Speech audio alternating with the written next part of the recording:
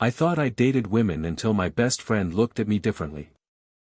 There are things you laugh off until they stare you dead in the face. Like the idea that the one person who knows you best could also be the one who changes everything. My name is Carter Lane. 28 years old, straight, or at least I thought I was, and until 2 months ago, blissfully unaware that my life was built like a house of cards, one gaze away from collapse. I've known Finn since we were 12. He's the guy who stole my fries in middle school, helped me survive high school heartbreaks, and stood by me through the wreckage of 3 major relationships. We've lived together for 6 years in a barely holding together Brooklyn apartment, shared everything from hangovers to heartbreaks, and never not once did I question the simplicity of our friendship. Until I did. It started with a girl, of course.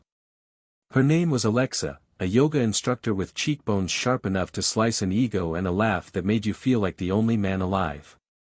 I'd been dating her for 2 months when Finn met her. And when he smiled politely and excused himself after dinner, something lodged in my chest, a tension I couldn't name. "You okay?"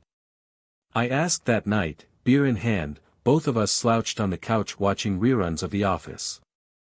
He didn't look at me when he said, "She's fine." Fine. Finn never said, fine. He either liked people or didn't. He had an allergy to vagueness. That was the first crack. The second came a week later, when Alexa stayed over and I found Finn gone in the morning, no note, no text. Just gone. All day. And when I asked, he shrugged. Needed air. By the third crack, I was avoiding looking at him directly, afraid of what I might see. Or worse, what he might see in me. But it wasn't until the night of Alexa's birthday that it all crashed down. We were all out, Alexa, Finn, our friends. I'd had one too many whiskeys, and Finn offered to take me home. She was mad, said I always picked him over her, and maybe she was right. Maybe she wasn't. All I remember is the way Finn half-carried me into our apartment and sat me on the couch. "You ever think about how many times I've done this for you?" he muttered. "What, saved my ass?" I slurred, grinning. "Pretty sure that's in your job description." His jaw clenched. And then, and I swear the world paused, he said it. "I'm tired of being just your best friend, Carter." I laughed. Or tried to. But it came out wrong, dry and cracking. "What the hell does that mean?" He looked at me. Not like he usually did. Not with amusement or mockery or even frustration.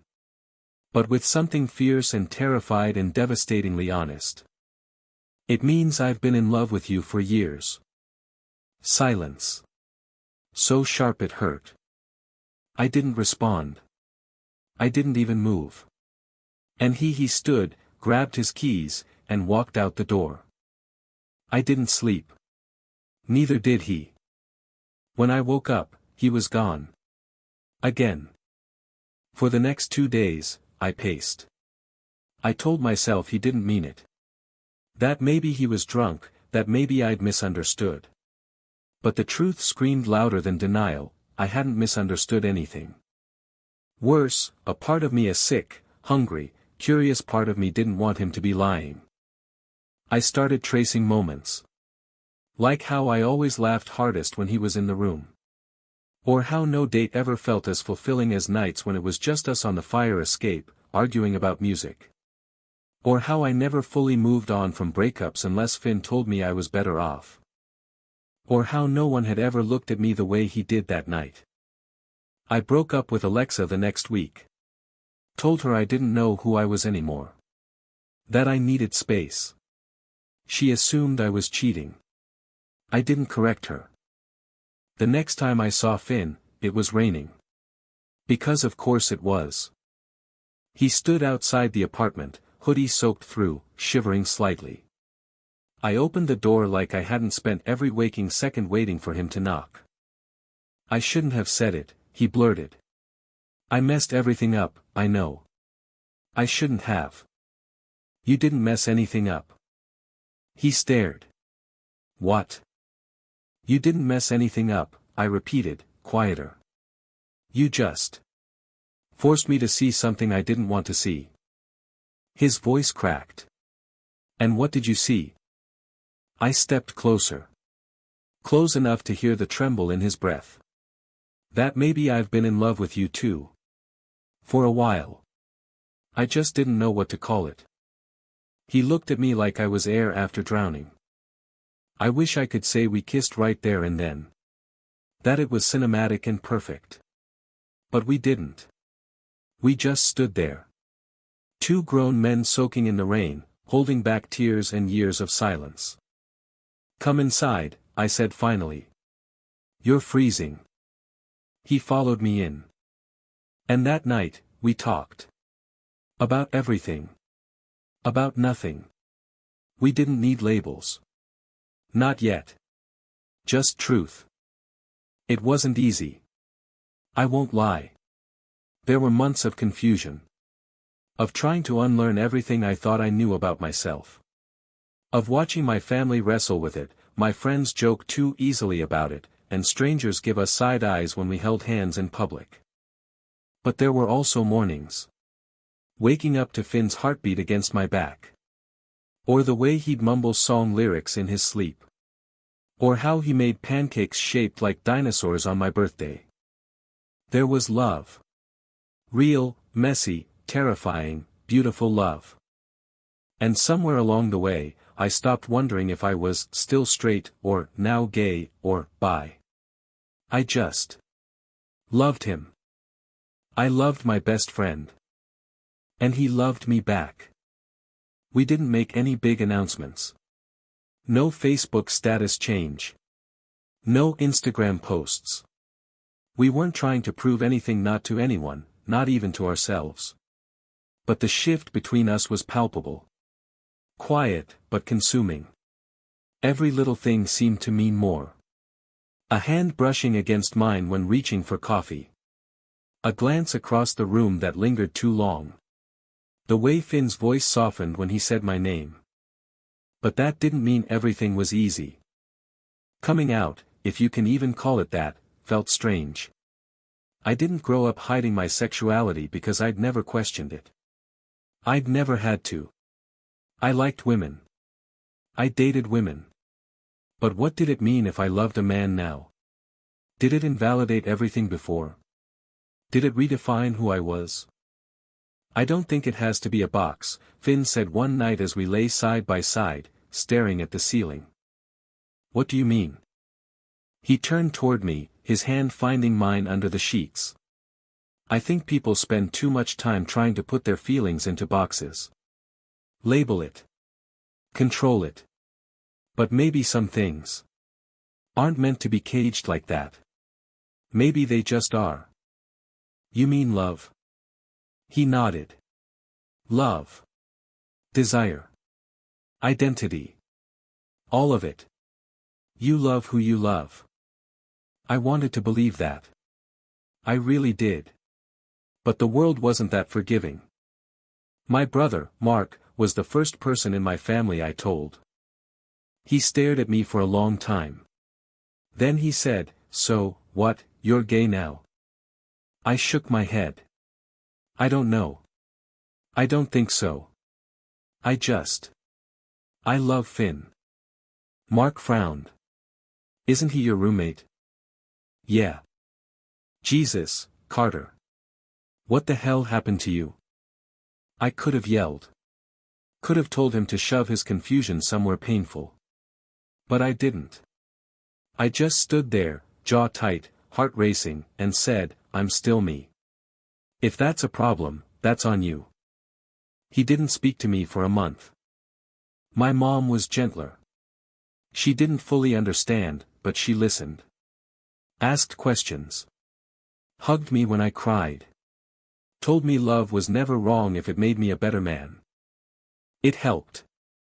Finn had his own battles. His father hadn't spoken to him since he came out in college.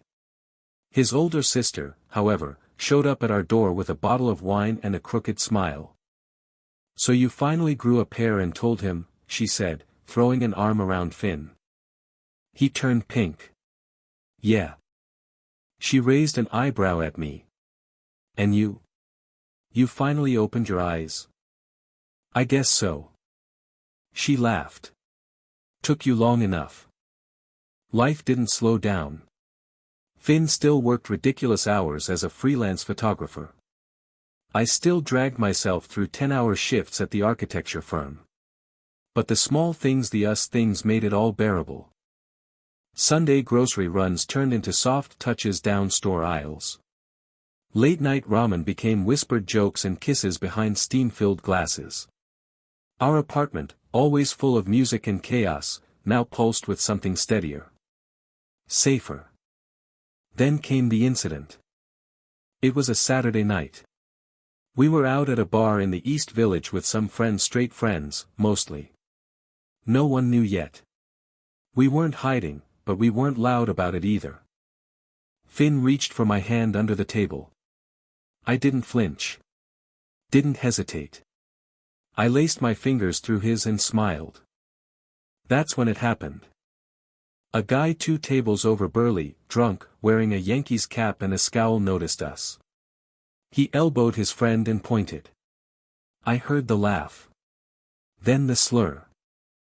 Faggots. I froze. Finn didn't. He kept holding my hand. Firmer now. Grounding.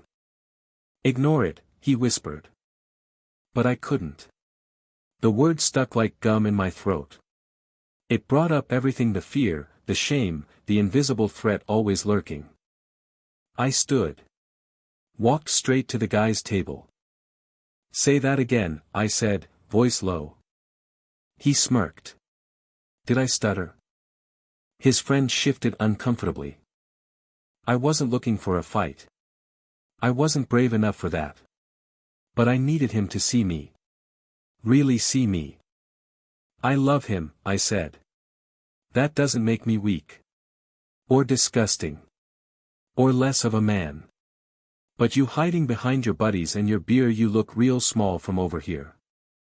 He stood up. Bigger than me. Meaner. Finn was beside me in seconds. We're leaving, he said. And we did. We didn't talk the whole way home. Just walked. Side by side. Our hands brushing, then locking. Back in our apartment, Finn pulled me into a hug. You didn't have to do that, he murmured. I did, I whispered back. I needed to. That night, we sat on the roof. Silent. Watching the skyline flicker in the dark. I'm scared sometimes, I admitted. So am I. But I'm not sorry. Finn kissed my shoulder. Neither am I. Months passed. Seasons changed. Our lives didn't become a parade of rainbows and acceptance overnight. Some friends distanced themselves. Some family members stayed awkward.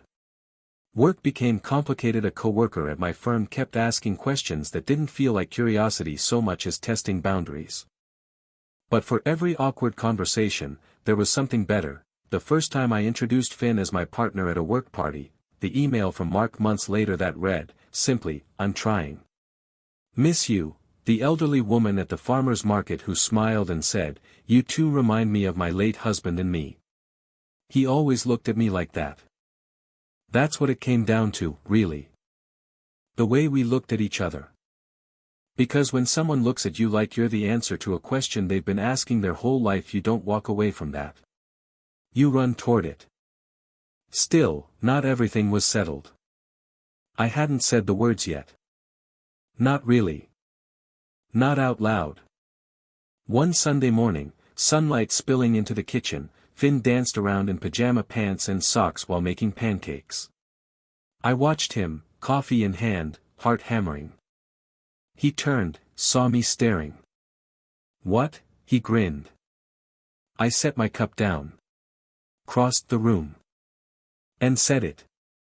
I love you. He froze. I'd said it before. In other ways. In touches, in laughter, in the way I reached for him in sleep. But this was different. He blinked. Then smiled. Slowly. Reverently. I love you too, Carter. He kissed me. Maple syrup and sunlight. That kiss tasted like forever. Some people fall in love quickly. In elevators, in coffee shops, in accidental glances across crowded rooms. Me. I fell in love over years. In slow, unremarkable moments. In takeout dinners and long silences. In nights when Finn handed me a blanket without asking, or turned down the music because I had a headache. I fell in love the way winter becomes spring, quiet, persistent, inevitable. But what no one tells you about finally getting the love you didn't know you needed is how terrifying it can be. Because now, you have something to lose. And for the first time in a long time, I was scared of losing everything. It started with an offer. I got accepted, Finn said one Thursday night, holding an email on his phone, barely breathing. I was chopping vegetables, wearing boxers and his hoodie, a normal night.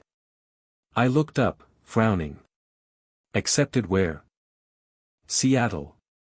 The gallery residency. 6 months.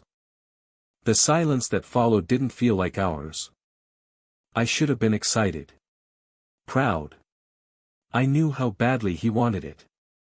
Knew how many rejections came before this. Knew how many nights he'd cursed his portfolio, how often he said, maybe I'm not good enough. But my stomach dropped anyway. 6 months. 2,000 miles. No us. Wow, I said, slowly. That's incredible. He nodded, but his eyes searched mine. You mean that? Of course, I lied. I don't remember much of that night after. We ate. We talked logistics. I asked when it started 4 weeks. He said he hadn't accepted yet, that he wanted to talk to me first. I don't want to leave if it'll break us, he said. And suddenly, the pressure felt unbearable. I didn't want to be the reason he stayed. I didn't want to cage him. But I also didn't want to imagine our bed without him in it. We'll figure it out, I told him. But that night, I didn't sleep. The following weeks felt like borrowed time. We did all the things we never made time for: real date nights, long walks through the park, late night drives with music too loud. We took photos of each other like we were documenting the end of a chapter. We made promises we hadn't figured out how to keep. And then, too soon, it was time. At the airport, Finn's backpack was slung over one shoulder, a camera case on the other. 6 months will fly by, he said, trying to smile. I nodded. It will. He kissed me like he was memorizing me. And then he was gone. The apartment was too quiet without him. His toothbrush stayed in the cup by the sink. His jacket still hung by the door. For the first week, I couldn't bring myself to move anything. We FaceTimed every night. At first, it felt like a lifeline. He showed me his studio, his sketches, his city walks. I told him about work, about the new bar opening near our block, about how weird it felt to cook dinner for one. But slowly, reality crept in. Our schedules stopped syncing. His days became packed with shoots, with gallery meetings, with new people. Sometimes, I saw someone else in the background of his calls. A guy named Jasper, always laughing, always lingering. You guys seem close, I said one night, trying to sound casual. Jasper's cool, he replied. But don't do that. Do what? Project. You know I love you, Carter. And I did. But doubt is a quiet thief. It doesn't scream. It whispers. I began replaying everything. Was I enough? Was I holding him back? Did he miss me the way I missed him? Then, one night, he missed our call entirely. No text. No apology. When I finally heard from him the next day, he said, "Sorry, long day." Crashed early. That's when I cracked. Are we really okay, Finn? I asked. Silence. Then, are you okay? I paused. I don't know. I miss you. But more than that, I feel like I'm losing you. You're not. Then why does it feel like I'm talking to a ghost version of you? He sighed. Because I'm tired. Because I'm overwhelmed. Because I'm scared too. Of what? Of wanting two things at once: my career, and you. I swallowed the lump in my throat. You don't have to choose, I said. But I do need to know that I still matter. You do, he said. You always have. And for a little while, that was enough. 2 months later, he surprised me. I came home late from work, exhausted and hungry, only to find the lights on, music playing softly, and the scent of roasted garlic in the air. I walked into the kitchen and there he was. Finn. Grinning. Holding a plate of pasta. I couldn't wait another 4 months, he said. I dropped my bag and crossed the room in seconds. We didn't speak for a while. We just kissed. Again and again, until I could breathe properly again. He only stayed a weekend, a break between gallery shows. But it reminded me what it felt like to have him. When he left, it hurt more than the first time. But I noticed something had shifted. The calls were more frequent. The laughs more natural. He stopped talking about Jasper. And when the residency ended, I was at the airport waiting, heart pounding, flowers in hand. He walked through the gate, eyes scanning the crowd, then landed on me. Dropped his bag. Ran. When he kissed me, people clapped. I didn't care. I'm home, he whispered against my mouth. And he was. We moved into a new place after that. Something ours. No memories of old heartbreaks or silent nights. Just clean walls and sunlight. We still fought sometimes. About stupid things: laundry, schedules, toothpaste caps. But also about big things: fear, compromise, trust. But we fought through them. Therapy helped. So did honesty. And one spring morning, as we lay tangled in sheets, Finn said, "Marry me." Just like that. No ring. No speech. Just truth. I laughed. Are you serious? Deadly. What if I say no? I'll ask again tomorrow. I stared at him. This man. My best friend. The person I fell into, and with, and toward. I thought I dated women, I said softly. He smiled. You did. And now? He leaned in. Now you're exactly where you're meant to be. I kissed him. Yes. We didn't plan a big wedding. It didn't feel like us. We got married in upstate New York, under an oak tree behind a little cabin we used to rent every autumn. It was just us, our closest friends, a handful of family members who truly showed up for us, and a stubborn squirrel that wouldn't stop trying to steal muffins from the buffet table. I wore a navy suit. Finn wore charcoal gray. No tuxedos, no clichés. Just simple, honest, and real. My mom cried the whole ceremony. Finn's sister recorded everything on an old camcorder, for nostalgia's sake. Mark showed up late, but hugged me like he hadn't let go in years. We wrote our own vows. Finn went first. He held my hands, voice a little shaky. I loved you before I even knew I could, he said. You were my safe place long before you were my home. You were the answer to questions I didn't know how to ask. I choose you for the bad days, the good days, and all the ordinary days in between. I'll never stop choosing you. I could barely breathe. I took a second before reading mine.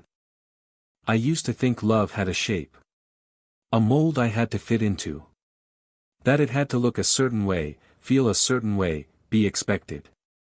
But then you looked at me, really looked at me, and suddenly, the mold cracked. You showed me that love isn't always loud, or obvious, or convenient. Sometimes, it's patient. Quiet. Waiting right next to you for 10 years until you finally turn your head. I choose you too. For everything. Always. We kissed before the officiant even finished the last line. And for the first time in my life, I felt entirely known. Married life didn't magically fix everything. We still got on each other's nerves. Still argued about stupid things, whose turn it was to do the dishes, why Finn insisted on leaving cabinet doors open like some tiny ghost followed him around. But there was peace in the ordinary. We built routines. Sunday coffee on the balcony. Friday game nights with friends. Wednesday grocery runs that always ended in over-budget wine and forgotten eggs. Finn's photography career took off. His exhibit Unspoken Spaces featured portraits of queer couples in everyday intimacy, brushing teeth, reading side by side, grocery shopping. It was raw, vulnerable, and beautiful. The New York Times called it a quiet rebellion against erasure. I stood beside him at the opening night. He gave a speech, thanked me first. Said I was the reason he ever picked up a camera in the first place. Afterwards, an older man approached me. Late 60s, maybe, wearing a bow tie and eyes full of something I couldn't quite place. "That photo of you two on the fire escape," he said. "It made me cry." I smiled. "Yeah. That was a real night." He nodded, swallowing. "I never had that. My whole life, I never let myself." I didn't know what to say. So I just held his hand for a second. Quietly. Because sometimes love is loud. But sometimes, it's simply allowed. Years passed. Seasons changed again. We adopted a rescue dog named Rocket, who barked at ceiling fans and hated thunderstorms. We visited Seattle together, walked past the gallery where it all began. Finn took my photo outside. Said I looked older, but hot in a silver fox kind of way. I rolled my eyes. He wasn't wrong. At 39, I was still working at the firm. But I spent less time chasing promotions and more time designing community spaces, libraries, youth centers, places where people could simply be. Finn and I started volunteering on weekends, art therapy for LGBTQ+ youth who had nowhere else to go. We didn't talk about our past much. But sometimes, a quiet kid would ask, "When did you know?" And Finn would smile, squeeze my hand, and say, when he smiled at me in a coffee shop and didn't even know he did it. We hosted dinners. We sang too loud in the kitchen. We fought. We forgave. We lived. Fully. And on our 10th anniversary, we renewed our vows on that same hilltop. This time with more laugh lines, a few gray hairs, and a deeper understanding of everything we didn't know the first time. We danced barefoot under fairy lights. Rocket barked at the music. At the end of the night, as guests packed up and the stars blinked awake above us, Finn pulled me into a slow embrace. "I never thought I'd have this," he said softly. "You made me believe I could," I whispered. He looked at me, eyes still full of that same fierce gentleness I saw the night he first confessed. "You were worth the wait. So were you." People ask me now. "Do you miss who you were before? Do you wish things had gone differently?" And I say no. Because before, I didn't know what I didn't know. Before, I was surviving. Now, I'm living. Before, I dated women. And I loved some of them, in real ways. But nothing compares to what I found when I stopped asking the world for definitions, and started listening to my own heart. And it led me straight to him. To Finn. My best friend. My partner. My home. And if I had to do it all over again, the confusion, the fear, the late-night tears, the fights, the years, I'd still choose him. Every single time. The end.